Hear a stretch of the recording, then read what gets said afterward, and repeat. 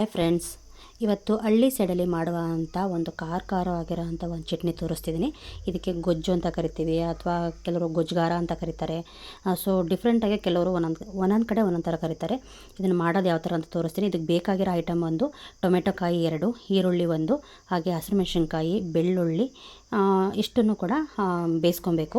Actually ಇದನ್ನು ನಾವು ಕೆಂಡದಲ್ಲಿ ಬೇಯಿಸ್ಕೋಬೇಕು, ಬಟ್ ಈಗೆಲ್ಲ ಒಲೆ ಇಲ್ದಿರೋ ಕಾರಣ ಗ್ಯಾಸಲ್ಲಿ ಬೇಯಿಸ್ಕೊತೀವಿ. ರುಬ್ಬೋದಕ್ಕೆ ಕೊತ್ತಂಬರಿ ಸೊಪ್ಪು, ಜೀರಿಗೆ, ಹಾಗೆ ಬೇಯಿಸಿರೋ ಅಂಥ ಅಷ್ಟನ್ನು ಕೂಡ ತರ್ತರಿಯಾಗಿ ಬೇಯಿಸಿಟ್ಕೊಬೇಕು. ನಂತರ ಈರುಳ್ಳಿ, ಕರಿಬೇವಿನ ಸೊಪ್ಪು, ಸಾಸಿವೆ ಒಗ್ಗರಣೆಗೆ ಗೈಸಿಗೆ ಹಾಕ್ತಾಯಿದ್ದಾನೆ. ಒಗ್ಗರಣೆಗೆ ಈರುಳ್ಳಿ ಸ್ವಲ್ಪ ಮಟ್ಟಿಗೆ ಬಾಡಿದ್ರೆ ಸಾಕು, ತುಂಬ ಏನು ಬಾಡೋದು ಬೇಡ. ಹಾಗೆ ಚಟ್ನಿ ಜೊತೆಗೆ ಬಾಯಿಗೆ ಸಿಗೋ ಥರ ಇರಬೇಕು. ಆ ಚಟ್ನಿನ ತರ್ತರಿಯಾಗಿ ರುಬ್ಕೋಬೇಕು. ತೀರಾ ನುಣ್ಣಗೆ ರುಬ್ಬೋದೇನು ಅವಶ್ಯಕತೆ ಇಲ್ಲ. ತುಂಬಾ ಚೆನ್ನಾಗಿರುತ್ತೆ ಇದು. ಅದರಲ್ಲೂ ಎಸ್ಪೆಷಲಿ ಹುಷಾರಿಲ್ಲ, ಜ್ವರ ಬಂದು ಬಾಯಿ ಚೆನ್ನಾಗಾಗಲ್ಲ ಅನ್ನೋರಿಗೆ ಇದು ತುಂಬಾ ಚೆನ್ನಾಗಾಗುತ್ತೆ. ನಾನು ಇದಕ್ಕೆ ಕಾಂಬಿನೇಷನ್ನಾಗಿ ರಾಗಿ ರೊಟ್ಟಿ ಮಾಡ್ಕೊಂಡಿದ್ದೀನಿ, ನೋಡ್ತಿರ್ಬೋದು.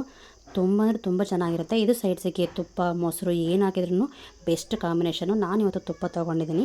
ಯಾರಿಗೆಲ್ಲ ಈ ವಿಡಿಯೋ ಇಷ್ಟ ಆಯಿತು, ಹಾಗೆ ಈ ಥರ ಚಟ್ನಿ ಯಾರಿಗೆಲ್ಲ ಇಷ್ಟ, ಲೈಕ್ ಮಾಡಿ, ಹಾಗೆ ಸಬ್ಸ್ಕ್ರೈಬ್ ಆಗೋದು ಮರಿಬೇಡಿ. Thank you.